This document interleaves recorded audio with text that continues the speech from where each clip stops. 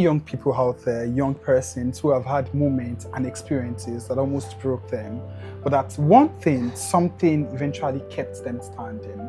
And today we're going to be talking to another amazing young person who, of course, has also been through things, who has experiences that you would like to share with us. And but before we get to her, I remain your very proud host, Vocologist. What do we have here? Hi, my name is Ireoluwa Aroyehun. I am a content creator and brand influencer. I am the founder of a writing agency called Horror. I'm so happy to be here. It's nice to have you here, Ireoluwa. You mentioned being a content creator, you mentioned being a brand influencer, and you mentioned you being, I think in our conversation, in one of the conversations that we had, you mentioned the fact that you're also a leader. I mean, how exactly does that work? How exactly do you get to manage all these things together? You functioning as a leader, you functioning, as a content creator, amongst many other things. It's not easy. There is nothing easy about combining those major and big roles together. It is draining, emotionally draining. Most times I bawl my eyes out, cry a lot before I even go out to attend these meetings or even go online to talk and all. It is a whole lot, but I've come to understand that I'm in this already. I put myself in this because I want to work, make a change or a difference. That's why I'm doing all of this. And these expectations, I can't fulfill everybody's expectations. Of course, people expect me to do some things as the leader, a department president. I'm also the founder of an agency. I have interns, people that work for me that they expect me to say something or want their feedback on something. I can't do everything at the same time, but I just learn to prioritize which is important right now. Is it my academics and that's that? Is it the department and that's that? So prioritizing has really, really helped me. In one of our conversations, of course, that same conversation, you also mentioned the fact that, it's been one of the most difficult phases you've exactly experienced as a person. There's the part that, yes, you forgot to mention the fact that you're also the first child of the family. You're the first child of the family, and I believe everyone who knows that knows what it means. And you mentioned the fact that has been so much difficult, that has been, quite tough for you, managing all these things together, being the first child of the family, being a leader, being a content creator and everything. Now, when everyone sees you on the outside, they see you as that, brand influencer. They see you as that person who is building a brand. They see you as that, first child of the family. They see you as that leader, of a large set of people. Yeah. How exactly does it feel like on the inside? I mean, that's what comes out on the outside. What is it like to you on the inside? It's like I can't fail. I can't make a mistake. People are watching me. What do I want to do next? I became so cautious of my emotions, things I want to say, the way I act, even up to the way I dress. As to certain ways I would dress, I'm like, oh God, should Madam President dress like this? Okay, because of that, I go back and change my outfits. It's demanding. Being the first child, I have two female siblings texting me, please come and buy data for me. Come and sub for me. Can you do this? I got this assignment in class today. They need me. And being the first child means I make some decisions in my house. Like they ask for my approval. They want me. So it's like I'm everywhere. And yes, this phase of my life, I don't even know how to explain it to anybody, but it has been the most draining and challenging for me. I can't leave one for one. I can't leave Oral, that's my agency, because of the department, no. When my tenure as the president ends, Oral is going to be there. So I can't leave that. I can't resign from being the first child. I'm going to be the first child till I die. So it's a whole lot. Oh, it's a whole lot actually. Let's talk more about you being the first child and your siblings. I mean, I think this is one very important thing to talk about. The pressure of being the first child of the family. Yeah. What has that pressure been like for you?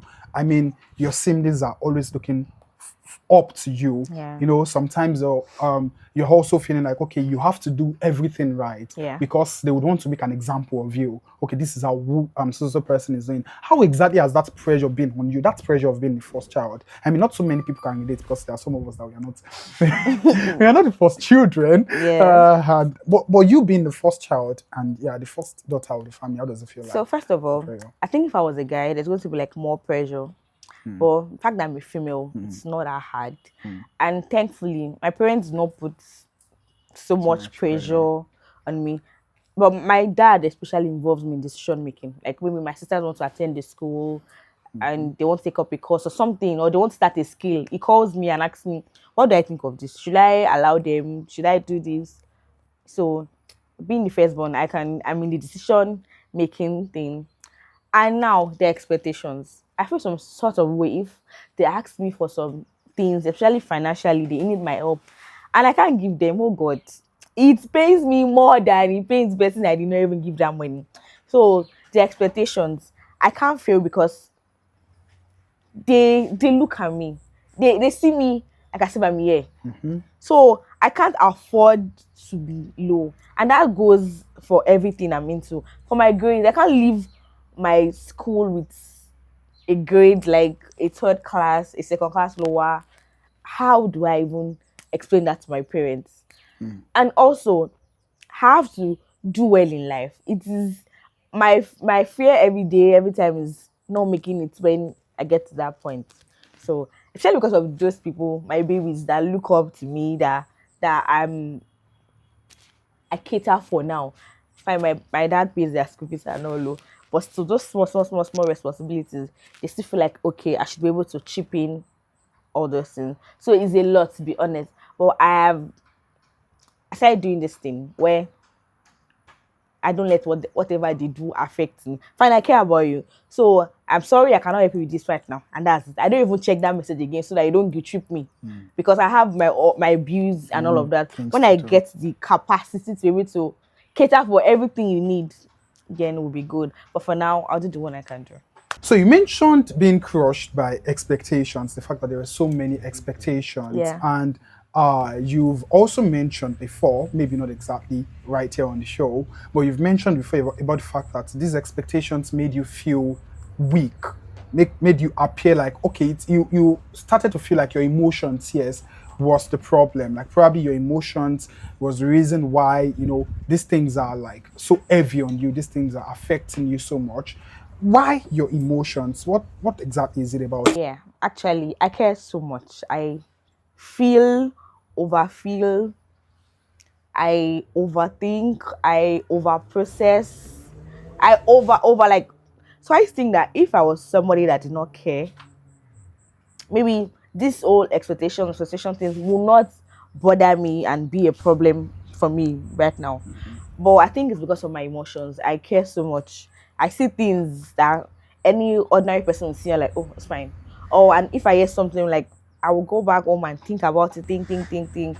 So I think that's the reason I connect it mostly to that. Maybe because of my emotions, the way I feel could be the reason why I think that these expectations and all of that are a big deal to me. So how exactly were you able to separate you, Ireoluwa? How exactly were you able to separate your worth from people's expectations? Now, I started doing that recently. It's not something that I've mastered and I'm a master at yet. It's I just had to learn it on my own, like self-awareness, and I had to weigh all these things. These things were weighing me down. They were bothering me. There was a time I didn't doing class. I was just talking to my mom or a friend. I think it was a friend. I was telling her like giving her updates about my week, and I started crying because I had a really long week. I cried so much that my eyes were red. I've been bottling those feelings and all of that. I started to hate Ire myself, and it affected me so much. Even when I got home, I was not still fine. I was still not fine. I was not okay. So I decided that because I almost hated myself, as I said earlier. I said that Ire, this girl here, is a different person. The president of psychology department, OAU, is a different person. That's another identity. The founder of Oro is also another identity. And me being the older sister at home is also another identity. Now, whenever I'm at home, I take up the position of big sister. Madam President, CEO, whatever, do not have to be there. Whenever I'm in school, I take up the role of being a classmate and I stand class rep also and Madam President. So I decided to start separating these identities because everything, if I'm being the Madam President. I start to think of my business. Everything, it overwhelms me at the same point, at every time. So I started to start separating these identities. Like, this is a different person, this is a different person, this is another different person. I just started doing that. And I said earlier, I've not mastered it very well. I just started doing that. But is that not leading to some sort of confusion? Let's say, is that not leading to some sort of clash?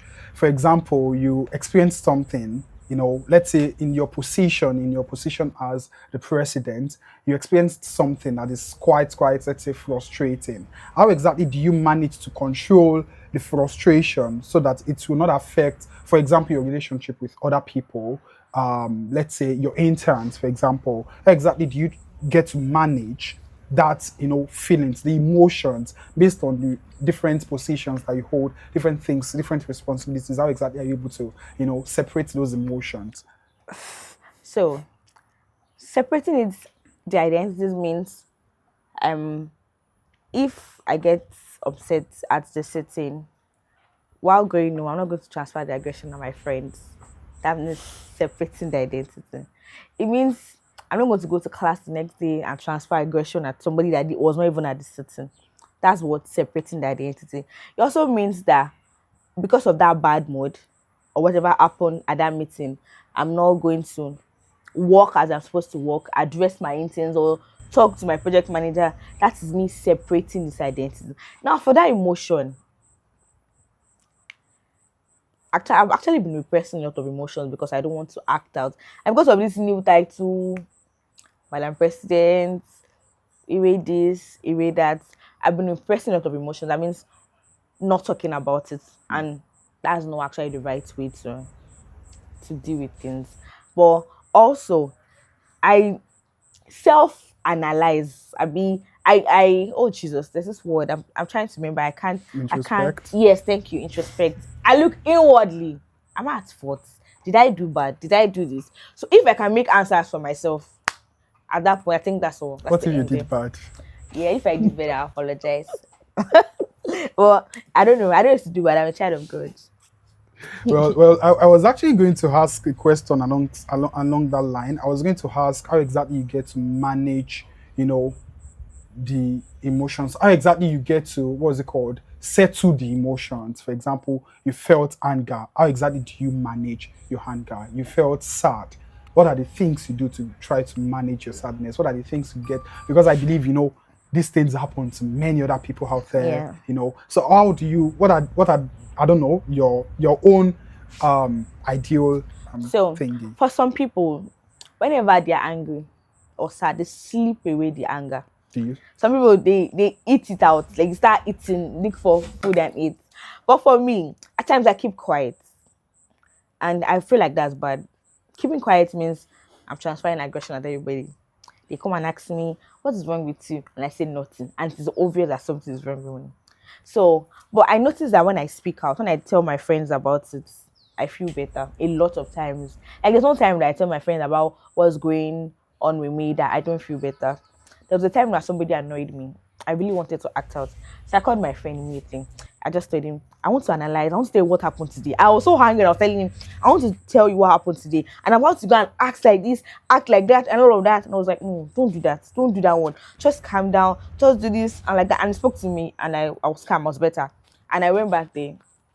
I didn't show any form of anger. So talking to my friends makes me feel better. I was going to say the person you said annoyed you was having a man. No, he Yeah, actually is a guy. exactly. I expected that. Well, But wait, it's not relationship issues.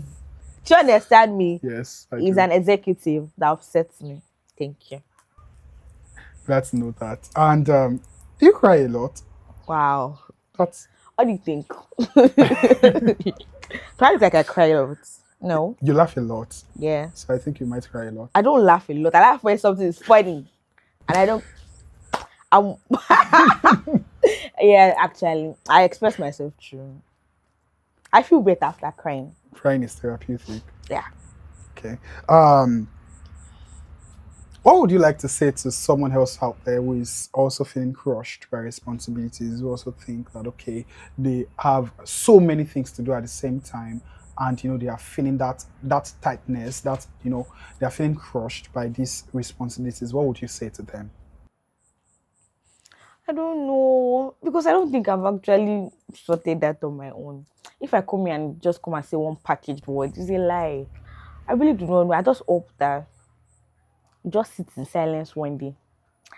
I didn't figure it out. But one thing that's been helping me is I have people around me that I they care about me so much to know that this is a lot on Erie. I speak up. Even if I don't speak up, they know that something's wrong with me. They force the words out of my mouth. So I think my something that's been saving me up there is the kind of people around me, Relationship you keep. the kind of relationship. And talking about relationship, what role does God play in this relationship aspect? Yeah. Oh my God, I pray a lot. Oh Jesus, you don't even want to know because there's this peace that comes after talking to somebody, and it just helped me. Talking to God as being like the whole backbone thing. I pray about things that I don't even know when it will happen. I pray about my wedding, the kind of husband I'll marry. I don't know when that will happen, but I just talk to God about it. Next year, maybe. It's not next year, but I just so it just there's just this peace that comes after talking to God. And that's where we wrap it up for tonight, guys. Thank you so much for joining us today. Just take what you need and leave the rest.